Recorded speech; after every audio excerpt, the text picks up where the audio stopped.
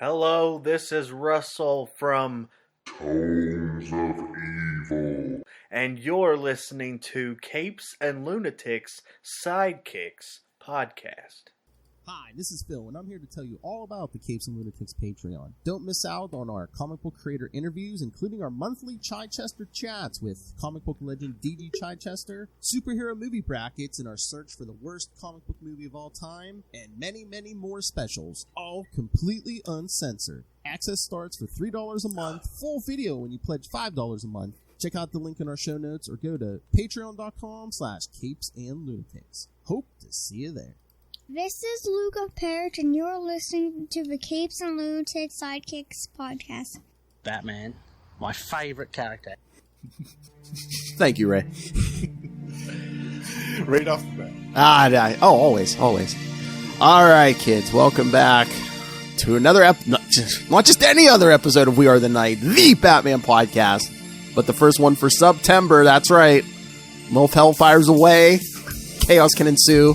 So yes, you know me, I am Phil, but joining me for the whole month of September here on the show, we have Justin, the Owl Osgood. How are you, sir?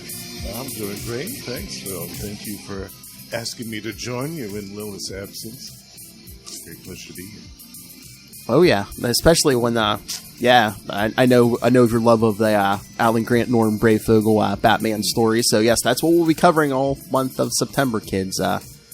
Grant and Breyfogle, which we kind of planned not too long before, but then we lost Alan Grant, and it was just like, well, yeah. I mean, right after, I think a couple of weeks after we discussed the list, actually. Mm-hmm. Yeah. So this will be our little tribute to both of them. Yeah, September, yeah. All right, so before we get into the issues, I believe you said, isn't this when you first, wasn't it during the Grant Breyfogle run when you started reading? Yeah, that was, my very first Batman issue was actually a Doug Mensch issue. But when I first started actually regularly reading and collecting Batman on a fairly regular basis, it was during this era when Alan Grant and Norm Breyfogle were doing it, and then they switched over. I think they switched over to back and forth a couple times from title to title. But yeah, wherever they went, I followed them because I love the two of them together. Yeah, me too. That's around the time I started reading. It was a little ahead of this. It was around Detective 600, but yeah, they I think it was 601 or so. Yeah, they were on the book, and I instantly fell in love with his team. Yeah. I think that was in 89. Yeah, I mean, 89 was a great year. I mean, you got the movie, and then you had, Grant and Breyfogle on a book. It's like, wow. I think that was also the year of the Mud Pack, too, wasn't it? 89? Mm-hmm. I loved that. Yeah, that one really got me. I know. Yeah, that was one of my first stories, and it's so funny. I mean, I guess there's so many of them, but they're like, it's just like, Clayface too. We killed him off. Crisis never brought him back.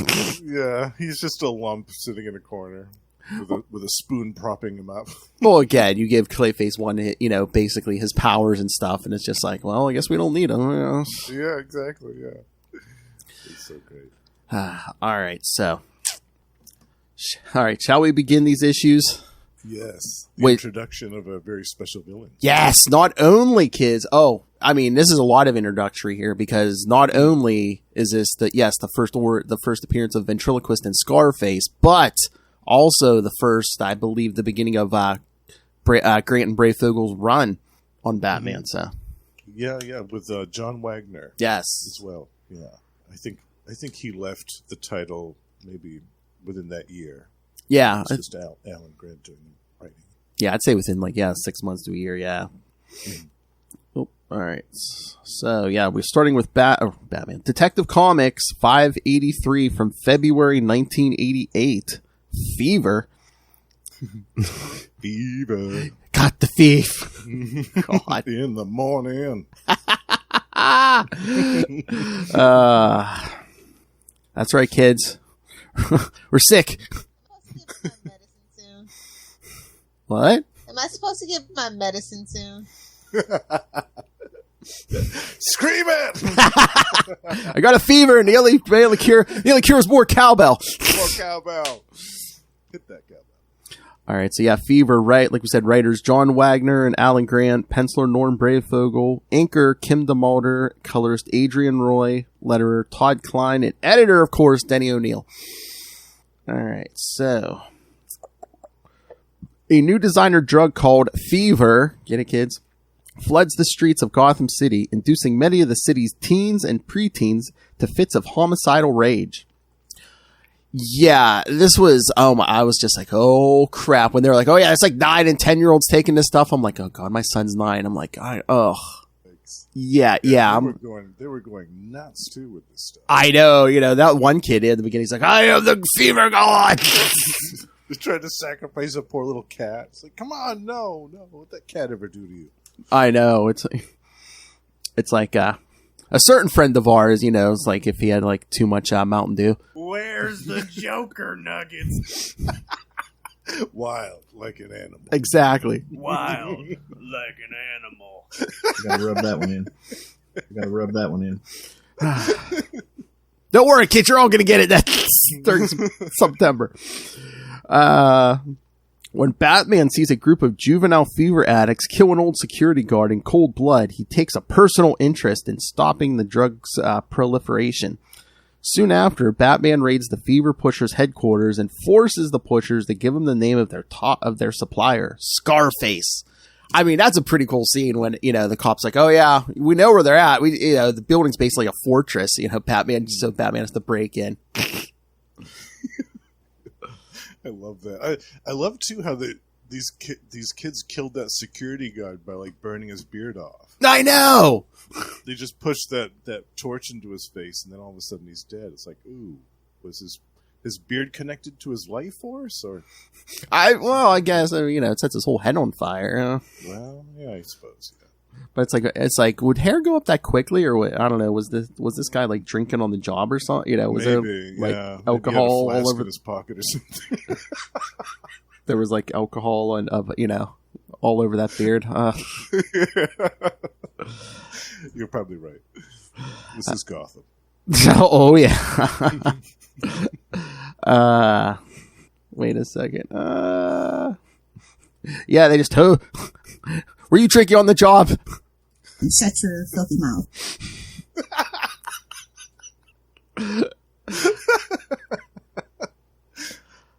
She'll be here with us in spirit the whole month. As it should be. Don't pull it out unless you're going to use it. That's true for guns and penises. Now you see why it takes so many of you to replace her. All right, I was kind of pulling up the issue also. All right, unbeknownst to Batman, Scarface is actually a wooden puppet operated by a shady nightclub owner known only as the Ventriloquist, who is seemingly a harmless milquetoast. Not a milksop, a milquetoast. Yeah, not to be confused with Thunderbolt Ross. No. But channels his criminal instincts through an alternate personality that lives inside Scarface. Unaware that he is now Batman's latest target, Scarface spends the night shooting one incompetent lackey dead and sending another to Tijuana on a deadly drug run. So... yeah, this is something. What did you think of the fight with where Batman flushes that one dude face in the toilet? I know, when he breaks into the drug dealer's building. I'm like, oh my god, he gave him a swirly. Oh my. That's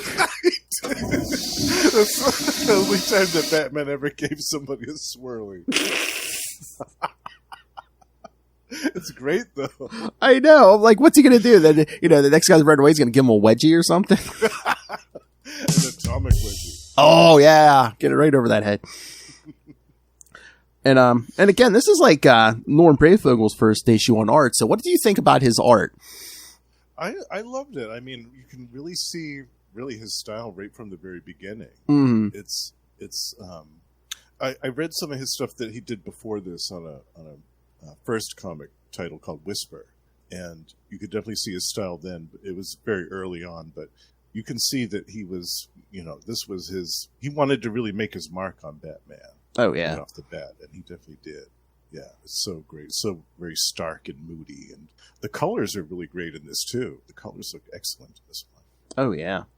But yeah, anytime like anyone says anything about Batman, you know, like a shot at like Batman standing in shadow, like that's what immediately pops up as like a Breyfogle, like you know, art to me. It's like that definitive classic image of the shadows, like in the cape, kind of flowing. Yeah, but I mean, it's definitely him, his art, but it almost seemed to me too that it's like in some shots in this issue and the next, like some of his art, I don't know if he like defined it more later on, but in some shots it almost looked like a more refined, better Todd McFarlane almost. I can see that. At least to me, cape, the cape being less dramatic and less McFarlane-y. Yeah. Yeah, because this was right around the time that McFarlane left, right? I think, yeah, because what was he? He was on year 2. That was like around year 2. 10 issues or so ago, or not even. So, yeah, so he had, McFarlane had just left a couple months ago. Yeah, and I can see where they wanted to make it different, a much different style, but still keep a little bit of continuity thematically. So, yeah, you still have that billowing cape that's all over the place, but it's a little bit more in control than with Todd. Well, yeah, I can't cover a football field, you know. Yeah. The Goodyear blimp with the big cape trailing behind it. Me and Lilth were saying, did you see? I guess McFarlane put out like a Batman Year 2 figure, and I mean, it's like this. It's like this long, and most of that's cape. You need a whole display case just for the cape. We were both saying, we got to get it just for, you know, just it's so ridiculous, but you have to have it. It's fantastic. Which again, I think he was just warming up for Spawn. Absolutely. Which again, the cape that lives. Again, makes sense there. Yeah, it's a living thing. Mm-hmm. But yeah, I mean, not a ton going on here, but still a good issue. I mean, a good first outing. I like the thing with the fever drug too. That was a cool angle on it. I wonder if that ever came back in any later issues. Fever, I don't think so. Yeah, I don't remember hearing that, but lots of cool.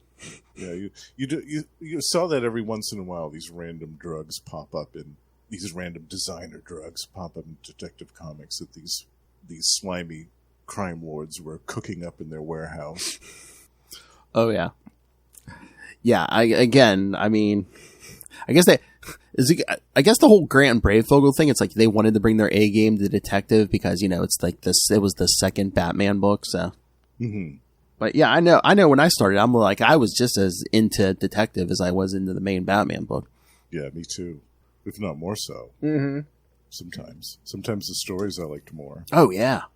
And I think in Detective Comics, maybe I'm wrong about this, but there were a lot more one and done issues where it was just a self-contained story in one issue. I think over in Batman there were a lot more multiple issue story arcs going on. Yeah, I'd say at least like 2 to 3 issue arcs at least. Yeah, and again, I think they were like willing to like let them experiment a little more too over here in Detective. I think like Grant did some, but then some of the writers after him too would experiment with like, you know, some supernatural stuff and. Which was interesting. Again, you could drop Batman into pretty much almost any situation, and he like, you know, it works. Oh yeah, you know, supernatural stuff, you know. So Batman, my favorite character. Into the Dark Knight, all to do with Batman. We love you, Ray. I know. If he's listening, I guarantee you, he never thought that was going to come back and bite him in the butt because. Was that on Trapped in a World? It was on something. I think. I think so. I think it was because I like messaged Noel as soon as I heard it. I'm like, I need your audio.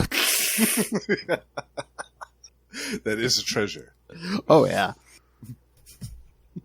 All right. Let me look at the trivia here. Should we move on to the next one? Yeah, like you said, not a lot happened in 583. It was really a lot of setup. Yeah. For the next issue and the introduction of Scarface and the ventriloquist, which was cool. I loved the part where he just gunned down that guy in cold blood. What about his little speech impediment? It's yeah, where he's pronouncing everything with a B with a G. Yeah, it's fantastic. The one guy's like, "What? What's it? What? Oh, okay, yeah." Okay. But I even realized they said, they never revealed Ventriloquist's real name until Robin Annual 1. So that was probably like 91, 92? Yeah. Yeah, that was a while. Oh, wow, no kidding. Well, again, I mean, not like he was, I guess, not like he was around every month, because after this he gets locked up and for a while. Yeah, I think, when did he appear again after this? It was once, and then I think in Nightfall. I know he had an appearance like maybe a year before Nightfall. I mean, we're going to get to that towards the end of this month. But yeah, it was like, He didn't appear a whole lot. Yeah, they kept him in jail for a while. Yeah. All right, so let's jump to the next one. Detective Comics 584 from March 1988. Fever Break. Yeah. Fever and Fever Break. With a great cover, too. I love that cover. Yeah. Although I like the other cover is pretty good, too. Yeah, they're both great. Mike Mignola did the other one. Yeah. Really good stuff. I believe this is the same creative team here. Yep. All right. So on Scarface's orders, William Henry Fat Man Cherry arrives in so we got Fat Man and Batman. Who's sweating mercilessly at the I know. onset of this issue. So did Scarface give him that nickname? I'm like, dude is not subtle on nicknames. I'm gonna call you Fat Man. Gee, thanks, Scarface. Arrives in Tijuana to smuggle the latest shipment of fever into the United States. Unbeknownst to him, the fever manufacturers in Tijuana have orders to kill him and use his corpse as a mule to sneak the fever past customs. Cherry realizes this far too late and is garroted seconds later. Oops. So, we're going to get to it, but when he goes through customs, it's like, it looks like they search him, but I guess they only do a cavity search. Yeah. Oh, man. But meanwhile, I guess they thought it was for the autopsy or whatever, but he had the scar on his chest. I'm like, Yeah, that was kind of weird. No, I know. I did a little head scratching. I was like, really? Well, okay, it's Detective Comics. We'll run with it. Plus, in customs in this era, maybe they did a lot of hand waving back then. Yeah, 88, yeah, probably. Yeah. Back in Gotham City, Batman confronts the ventriloquist and Scarface inside their own nightclub and warns them that their drug running will not last much longer. Scarface is furious but completely helpless as neither his attorney nor his bodyguard Rhino can stop a well-trained vigilante like Batman. The attorney gets his face slammed right into his dinner. Yes! Eat it!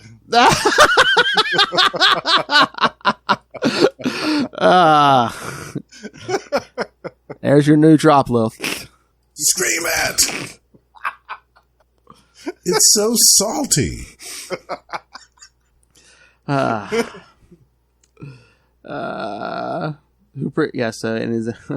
Who proceeds to leave the club, but not before secretly planting a microtransmitter inside the puppet's head. Very crafty, Batman. I know. Crafty. 2 nights later, Cherry's corpse is flown back to Gotham City with the fever packed tightly inside. From his transmitter, Batman learns that the ventriloquist and his gang intend to visit a local funeral parlor so they can remove the fever. Batman quickly invades the funeral. That is the best when Batman's like, wait, he realizes that's not, the speech impediment. He's like, wait a minute. No. He's not saying Batman. He's saying Fat Man. I love the part too where he's having that internal dialogue after he puts the transmitter in, and he goes, "By then you'll be spending the rest of your life behind gars." Oh, Batman has a sense of humor after all. Oh yeah. Batman quickly invades the funeral parlor, but accidentally inhales a dose of fever during the ensuing fight. Under the drug's influence, he savagely beats and almost kills the ventriloquist, but regains control of himself just in time. Scarface and the ventriloquist are swiftly put behind bars, with the former still defiant and the latter seeking to turn state's evidence. Upon hearing this, the puppet begins attacking its own master. And again, I know it's Gotham, but would we really let him keep that ventriloquist dummy in prison? No, I mean, there's no way. That would be impounded. That'd be in a box somewhere. Exactly. Yeah. GT. All right. When thinking about the transmitter he had planted inside Scarface's head, Batman compares the situation to that of a woman whose molar filling began picking up radio broadcasts. This is a decades-old urban legend dating back to actress and comedian Lucille Ball, but its real-life possibility is dubious at best. Notably, the phenomenon was declared busted by the Mythbusters. Interesting. It was just Batman listening to that transmitter 24/7. He's like, I had a madman screeching in my earphones for. Shouldn't it be out of range by now? He's on the JLA satellite. I mean, I feel that way. All I do is listen to podcasts at work, man. I always have madmen screeching in my ears. My fetish is to get touched by a white man with cornrows.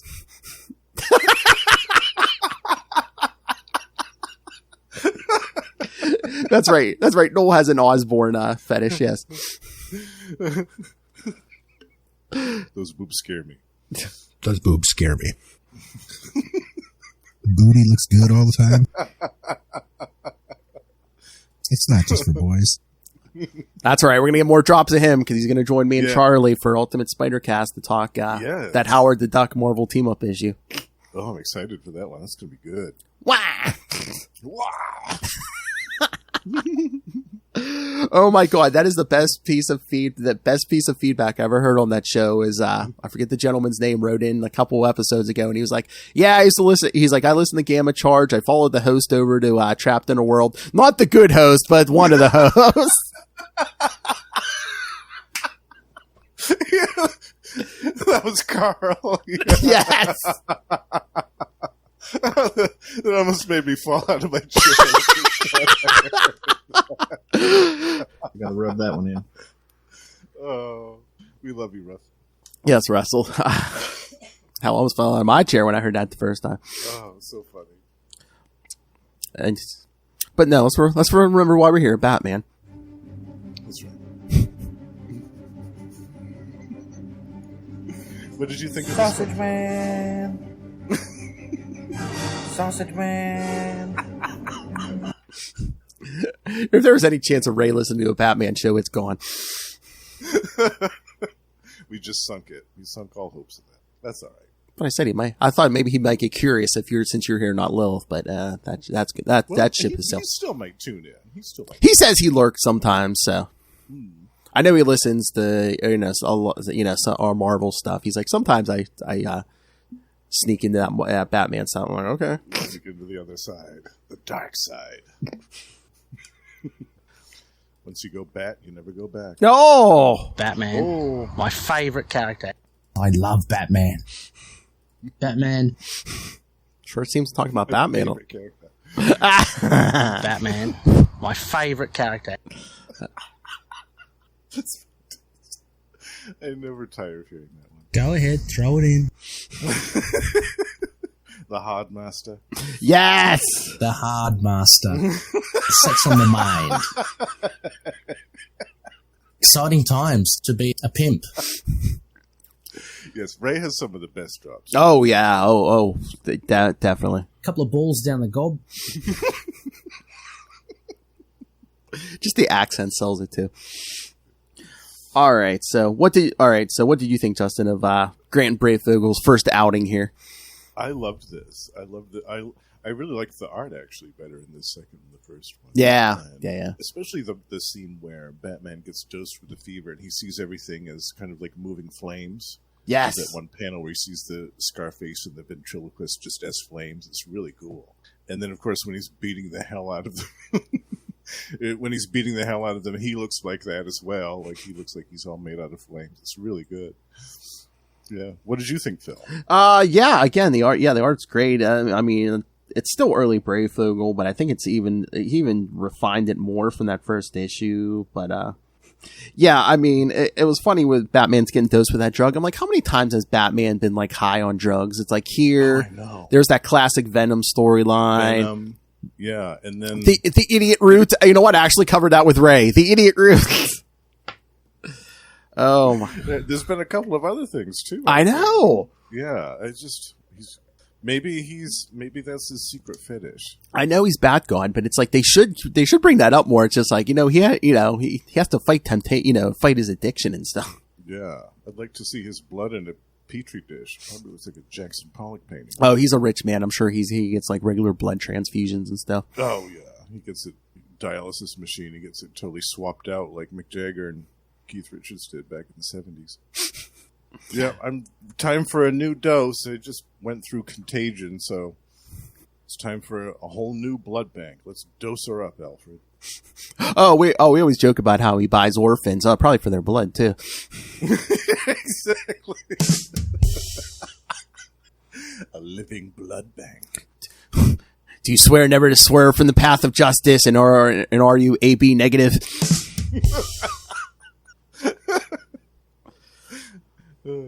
I think they should bring Fever back into a new Batman story and have one of the vigilantes like Jason Todd or somebody get hooked on it. Oh, there you go. Oh god, there you go. Jason Todd fighting ventriloquist and Scarface, sweating his face off. And again, they've stood the test of time. I mean, this easily could have been a one and done character, but I mean, ventriloquist and Scarface still around. Yeah, I wonder what the reaction was like at the time, because I didn't read these when these ones came out. I went back a few years later. Yeah, me neither. But I remember there was later on in their run, they showed them in prison and stuff. So yeah, they kept popping up here and there. Yeah, here and there. But I wonder if then they showed up in the animated series. I wonder if that kind of put them over the top too. Yeah, that was 92, 93 that they first appeared in that, right? I think so. And I think that was right after Nightfall, or right around Nightfall. Oh my god! Oh yeah, they were in Nightfall. Yeah, that was a big one. And then that was also the introduction of Socko. Yes! Had to help him find Scarface and Police Impound. That time they actually threw Scarface and Police Impound. Yes. Yeah. And Socko and Scarface ended up shooting each other. Yes, they got in a fight. Yes. I remember that little subplot had been going on for a few issues, and I was like, where are they going with this? And then when that happened, I was like, oh, well, I guess that's where they're going with this. And before they even get to Scarface, in part 2, they break into a toy store, and Scarface or a ventriloquist picks up a duck or something. Yeah, that's right. It was a duck. Yeah. Wow, it's Batman. That was a good issue too. That was the one with Amygdala, I think. Yeah. Because Batman takes him down. And he's like, "Well, I guess I took out the more deadly of the two." Yeah. Yeah, I know. But shot himself. So I think that was where they ended that too. I think that was it for the ventriloquist. Oh, in Nightfall, yeah. I don't think we saw him again until it was a few years after that. Oh yeah. But yeah, this was a great origin because they kept things enigmatic. They didn't really explain where this guy came from, how he got this obsession with this doll in the first place, or even how he ascended to this point of having kind of a criminal gang, having this drug empire under him. They didn't really explain any of that stuff. I know, because it's at this point you're they didn't give his real name. It's is he faking? Does he really have does he really have a condition? It's they really don't tell you any of that. And I like too how they kept things ambiguous as well. It's well, this is Gotham, so technically that puppet could be alive. Where do things have happened in Gotham other than this dude having this living puppet? Well, later on, I think they do make it more ambiguous because they're oh yeah, Scarface was created from the old gallows they used to hang prisoners from, so it was infused with the the souls of all these dead criminals and just the distilled essence of evil. I'm just waiting for someone. Is this Child's Play or something? They need to go over that again and just have either Jason Todd or Damian Wayne being yeah, I don't care if he's possessed. The guy still sticks his hand up his ass. How dangerous am I supposed to think this guy is?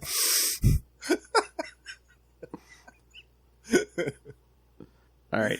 Exactly. I looked this up. I was looking at the animated series. His first appearance was Read My Lips, and his last appearance was Catwalk. 5 episodes ventriloquist and Scarface did on the animated series. Yeah, I remember Catwalk. That was a good one. So that's not bad for a guy who, a lot of people probably weren't familiar with until the animated series. I forget who did the voice. It's said here. It was George Dzundza, Dzundza. Yeah. But yes, his first appearance was Read My Lips, season 1, episode 59. Oh wow! First aired May 10th, 1993. Okay, so yeah, I think that was right after Nightfall. It was might have kind of been in the middle because I think Nightfall was 93. Yeah, because Death of Superman was 92, Nightfall was 93. Mm-hmm. Hal Jordan went ape shit in 94. Sorry, Will. Of course, not Hal Jordan. My poor co-host on the Green Lantern podcast, his favorite is Hal Jordan. Oh, trust me, I hate 0 Hour too. I could bitch all day long about 0 Hour. It's so funny. He doesn't like 0 Hour because of what they did to Hal Jordan. But meanwhile, Lil's like, that's my favorite version of Hal Jordan. Well, first she was saying Parallax, then today she was saying she likes him as the Spectre. But I was like, well, yeah. Oh, well, that was written. That wasn't bad. That was written by J.M. DeMatteis, so of course. Yeah. That wasn't bad. And Norm Breyfogle did the artwork on that one. I haven't read that. We're going to be reading it coming up on the podcast. I know Will said he read some of it. And, even though he'd rather have Hal be Green Lantern, he said he did like that series. Yeah, it was good. It was different. It was nice to see a different rendition of the Spectre, too. Oh, yeah. Yeah, no, I was more mad with 0 Hour about what they did to the Justice Society. Yes. Hal Jordan, because I thought they did the Justice Society dirty. Yeah, because he just basically quickly killed off, half of them. Yeah, and I loved Hawk and Dove too.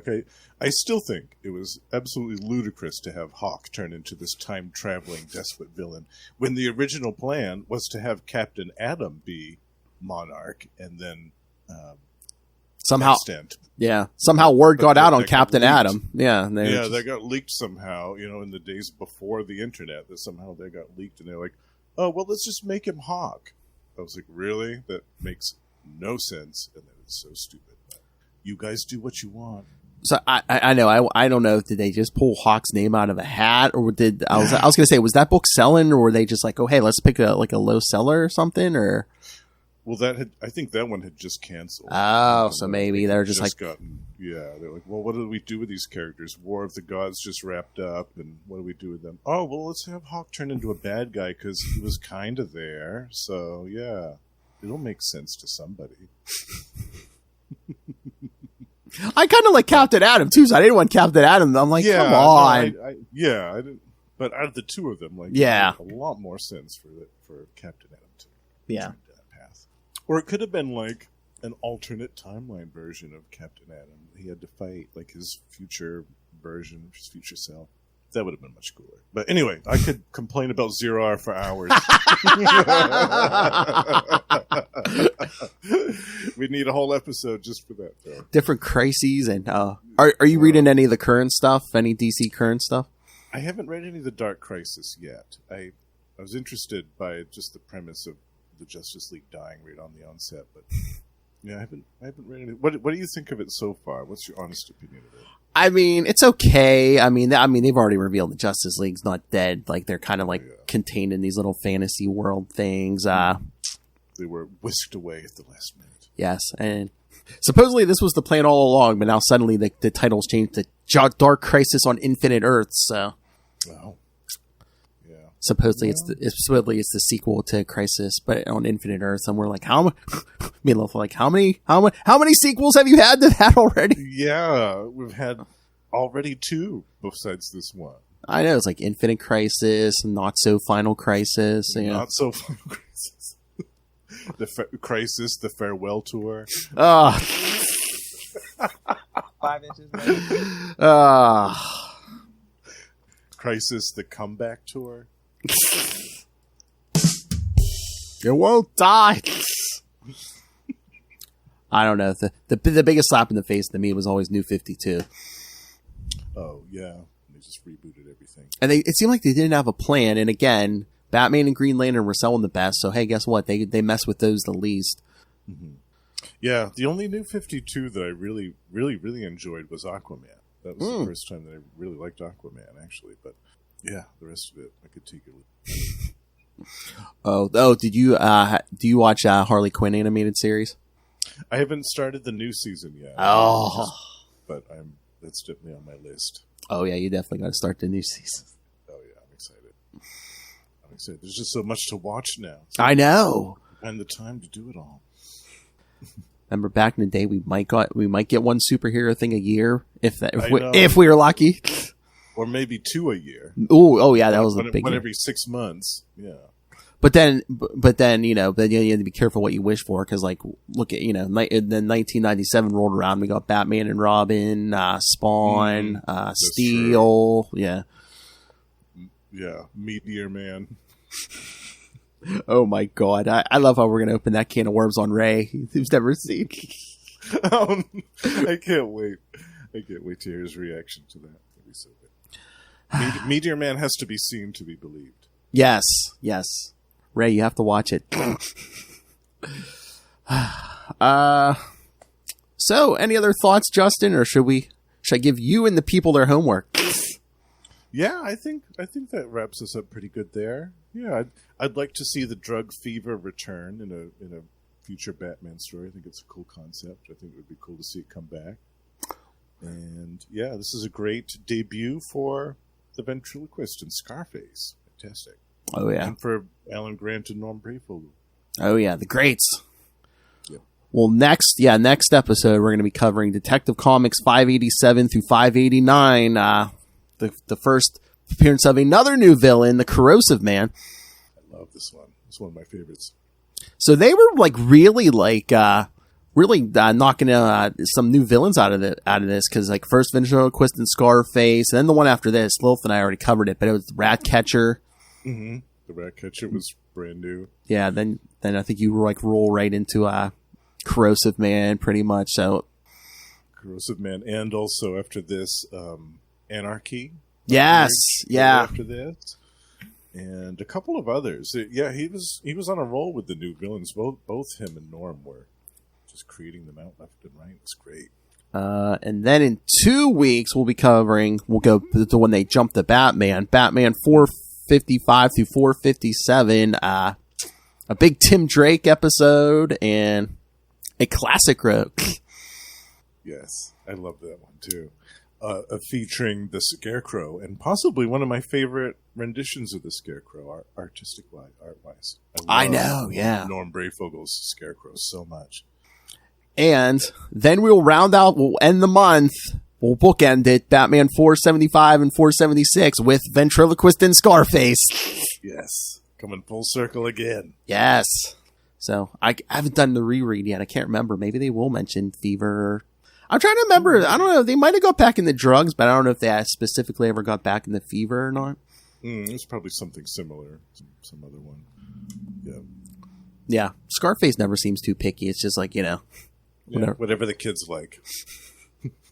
Oh my God. It's, did you ever read the Detective Comics? It's a 2-parter where they break Penguin out of prison with a hypnotic trance to make it look like he's dead. That's when they show Ventriloquist and Scarface in prison, and they're sitting around like playing poker with like Rhino and a bunch of guys. Yeah. And Rhino's like, I don't know what to do with Scarface. It's like, just throw everything in, dummy, and then fold. That's right. That story also had Cadaver, which is shows up in the next one we're covering. Oh, that's right. Oh yeah. Is that where you got that scar? Yeah. Cadaver. That's a good one. another original villain. That's true. Yeah. Yeah. I know. I was gonna say he never got big like some of these other ones, but no. Oh yeah, I remember him from those first couple years. Yeah. He was funny. He always made me laugh. Cadaver. So funny. Just like looking for death. Obsessed with death. His own death, of course. Such a dramatic actor. Yes. Yes, that was the rumor spreading around town. He wanted to be a serious actor. I want to be a serious actor. That's an oldie but a goodie. I heard Ezra Miller said that too. Oh! Ooh. I still can't believe they still have time to cancel that movie, but I still can't believe they're in the Ezra Miller business after they canceled Batgirl. Really? Oh, I know. They should have canceled that first. The Flashpoint. Or not canceled it, but just recast it. Like, exactly. Who cares about contracts? Just do it. I mean, isn't this guy breaking laws and, is assaulting people? I mean, I'm sure they can get out of that. Leader. I'm sure they can get out of that contract. Yeah. If David Koresh was in Flashpoint, you better believe they would have hauled that out of there and recast that. They would have CGI'd the hell out of that. Like I said, you don't have to look far. I mean, I don't know if they don't think he's a movie guy or what, but get Grant Gustin in here. He's been playing the Flash on TV he just did 8 full seasons. He's about to do a 9th and final season. He has where's your resume? Okay, here, look, Flash seasons 1 through 9. There you go. Yeah, exactly. And he's paid his dues. Yeah, and you never hear anything. You never hear anything about this guy. You never hear a bad thing. The only time you ever see it's like, oh, hey, he married his wife or whatever, or they got a dog. Stuff like that. You never hear nothing about this guy. Yeah, he's squeaky clean, and he would never rock the boat. So definitely give him his own movie. He's earned it, man. And plus, it would give Rick Cosnett some work, and he's my favorite biscuit. So put him on the big screen, please. I was going to say, is that your favorite live action biscuit? Because we know Namor has a place in your heart. Oh, yes. Yeah. Rick Cosnett's my favorite live action biscuit. Oh, my. I even have an autographed picture of him on my wall. Oh, just the autograph? You never met him? They could take a picture with him or anything? Personalized. Oh, yeah. Okay, so you're Rick Cosnett, Lilith is Chris Evans, and Joe Manganiello. Chris Evans can get it all day, every day. Well, yes, I'll echo that. Chris Evans can get it all day. The first time I saw Chris Evans was in a little movie called Cellular with Kim Basinger and William H. Macy. And the first time I saw that man strutting down that beach, I was like, wow. Woo! We're going to see him again. I can guarantee you that. Thank you. It feels like Lilith never left. Thank you. Joe Manganiello can get it. Except she's afraid of Sofia Vergara. Oh, well, that makes sense. I told her, I'm like, threesome, baby, threesome. Well, that's true. I wish she could hold the camera. OnlyFans. Oh, my. Yeah, no, Chris Evans can get it all day. Rick Cosnett's at number 1, but ooh, right around there in the top 5. All right, before we go, sexiest man to play Batman. Who is it? Oh, could be all time. Could be Adam West. Could be who. Doesn't matter. Of all time, who is it? The sexiest? Yes. I kind of like Pattinson. Oh, for the jawline. That jawline is out of sight. I was like, ooh. when he was walking down, when he was strutting down in that upside down scene. Oh yeah. Coming out of the Batmobile, I was like, oh my goodness, I'm gonna have to shift in my seat here.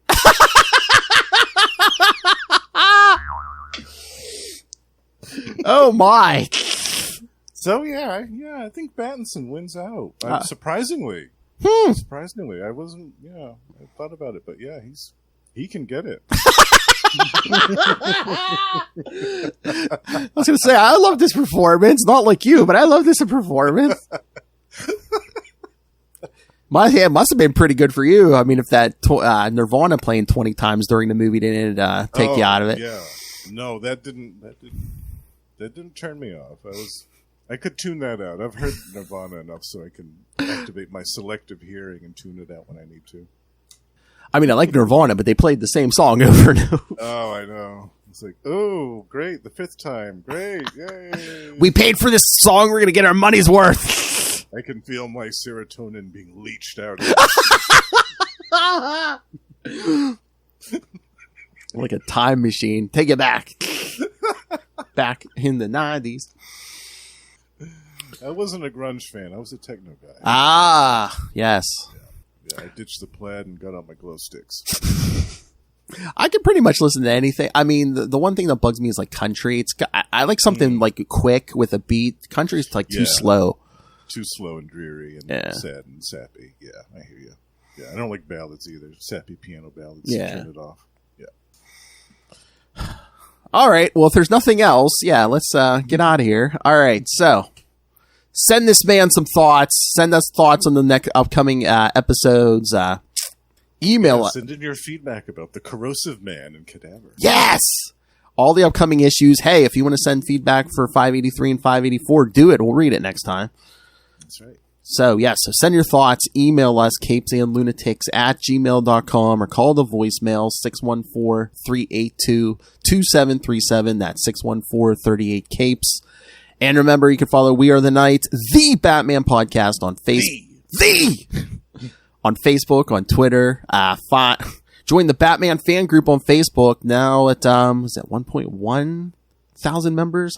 It's either 1.1 or 1.2. So I looked the other day. It was very, very nice. Yeah, a lot of our groups are getting up there. So our Spider-Man's at like 3.9.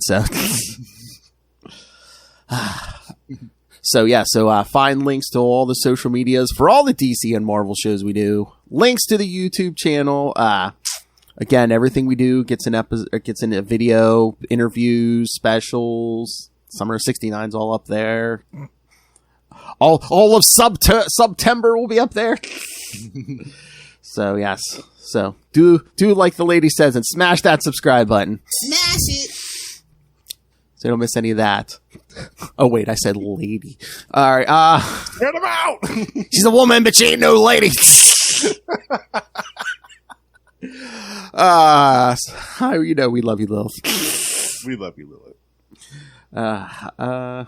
I need some muscle and some meat. Spread them out. Spread them out.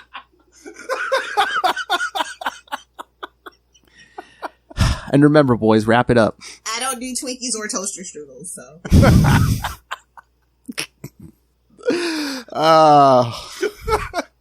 I swear, sometime, somewhere, I'm going to just throw you two on a podcast and and watch the magic happen.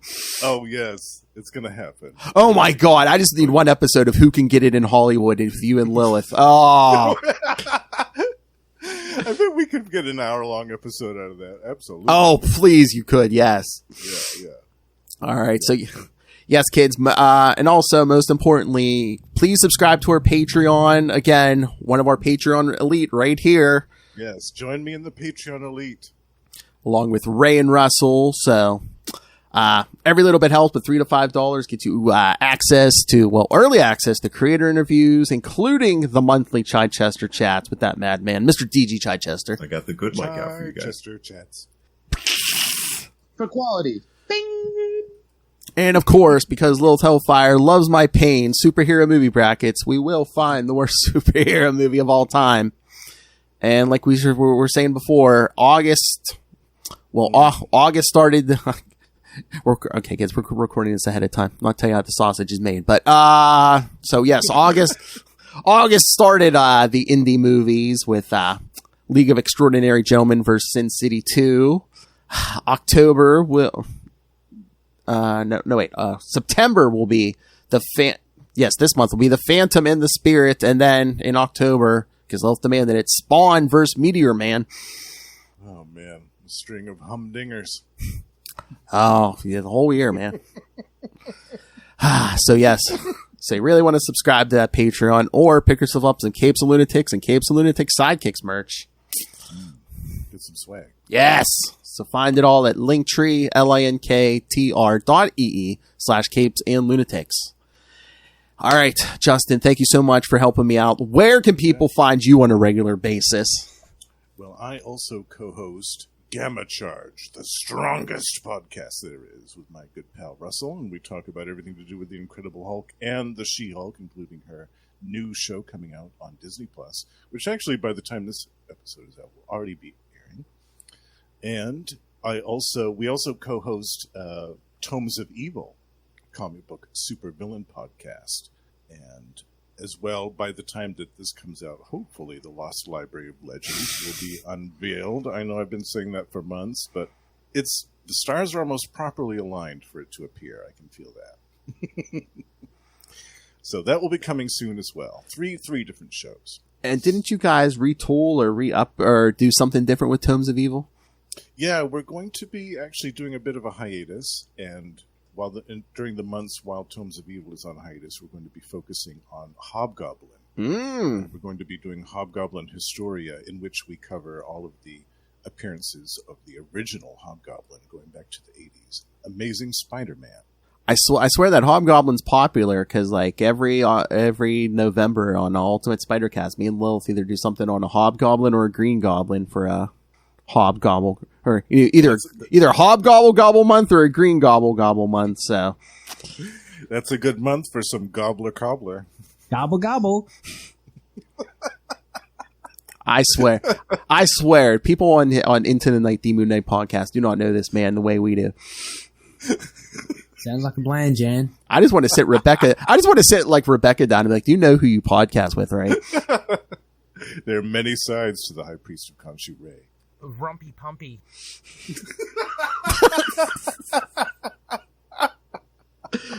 It was just a really nice package. Oh, I did see this. The She-Hulk, did you see? I guess, they've been doing 6 episodes, shows for lately. She-Hulk's going to be 9 episodes. Oh, I didn't see that. Yeah, I just saw that the other day. I'm like, is that real? And I just double checked. Yeah, they're saying 9 episodes. So. Oh, good. No, I was under the impression it was going to be 6 as well. Good. Well, that's great. I'm happy. I hope they start making longer seasons. Yeah, that seems to be their plan over there. Either do the 6 or do the 9. Yeah, preferably 9. They're doing half a Daredevil. God, I can't wait for that. It's going to be like 4.5 months straight of Daredevil. Man, it's going to be great. A binge-a-thon all for months. Although he's shown up. Going for 6 months. They say he's showing up in She-Hulk, so. Well, I guess by the time this airs, we'll know. But yeah, with a new costume as well. We shall see, I guess. All right. Thank you for joining us, kids. Again, come back next episode for the Corrosive Man. Detective 587 through 589. Night People. Yes. One of my favorites. So sad. We're never going to get any Grant or Breyfogle again. I know. Bums me out. But they did a long run. So oh, yeah. There's a lot to enjoy. There was a great collection that came out a few years ago of his stuff. I think it was hardcover. Yeah, because even after their Batman stuff and after Nightfall, I believe, they did a run on Shadow of the Bat too. I forget how many issues that was, but yeah, it was for a handful, 5 or 6 or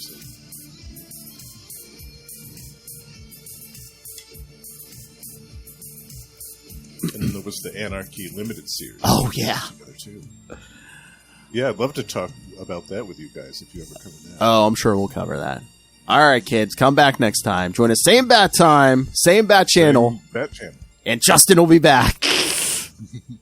Hi, I'm Russell. And I'm Justin. And we're from the Hold up. Listen up, you nerds. Tired of being a little goody two-shoes? Had enough of always talking about acts of courage and heroism? Well, you have come to the right place, I guess.